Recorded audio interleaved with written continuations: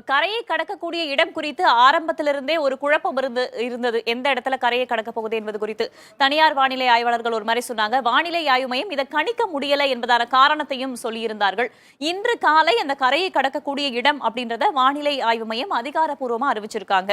அதையும் நம்ம பார்த்திருந்த முன்னதாக புதுச்சேரிக்கு அருகே கரையை கடக்கும், மகாபலிபுரத்திற்கும் காரைக்காலுக்கும் இடையே கரையை கடக்கும் அப்படின்றது குறித்து சற்று நேரத்துக்கு முன்னாடி வானிலை ஆய்வு மையத்துடைய தென்மண்டல தலைவர் பாலச்சந்திரன் செய்தியாளர்களை சந்தித்து விளக்கினாரு. இதுல இரண்டு விஷயங்கள் நம்ம குறிப்பா பார்க்கணும் திலகவதி. ஒன்று, ஏன் இந்த சிஸ்டம் இன்டென்சிஃபை ஆகுது, அதாவது தீவிரமடைந்து புயலாக நேற்றே மாறும் அப்படின்னு சொல்லப்பட்ட நிலையில ஏன் அது தாமதமாகி கொண்டே இருக்கிறது? அடுத்த 12 மணி நேரம், அடுத்த 12 மணி நேரம் அப்படின்னு ஏன் தாமதமாகிட்டே இருக்கு அப்படின்றது ஒரு கேள்வி. இன்னொரு கேள்வி, தற்காலிக புயல் அப்படின்ற ஒரு வார்த்தையை திரு பாலச்சந்திரன் அவர்கள் பயன்படுத்தி இருக்காரு. தற்காலிக புயல் அப்படின்னா என்ன? ஏன்னா தமிழகத்திற்கு இது புதிதான ஒரு வார்த்தை தான். ஏன்னா புயல் அப்படின்றத நம்ம கேள்விப்பட்டிருப்போம். தற்காலிக புயல் அப்படின்னா எதை வெரிஃபை பண்ணி அவர் சொல்றாரு? அப்ப புயலாக இருக்குமா இல்ல மண்டலமாக இருக்குமா அப்படின்ற ஒரு கேள்வியும் இருக்குது இல்லையா?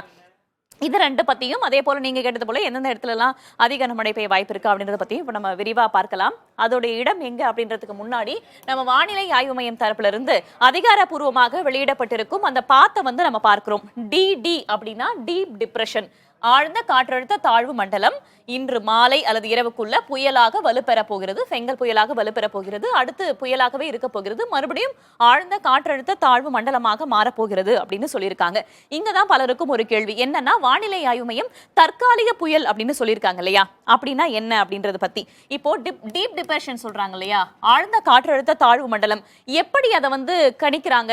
டிடி அப்படின்னா என்ன, எப்படி டீப் டிப்ரெஷன் கணிக்கிறாங்க அப்படின்னா, அந்த காற்றுடைய வேகம் இருக்கு இல்லையா, அது 28 33 நாட்ஸாக இருக்கும் போதுதான், அந்த நிலைக்கு அந்த சுழற்சி போகும்போதுதான் நம்ம டீப் டிப்ரெஷன் அப்படின்னு சொல்றோம்.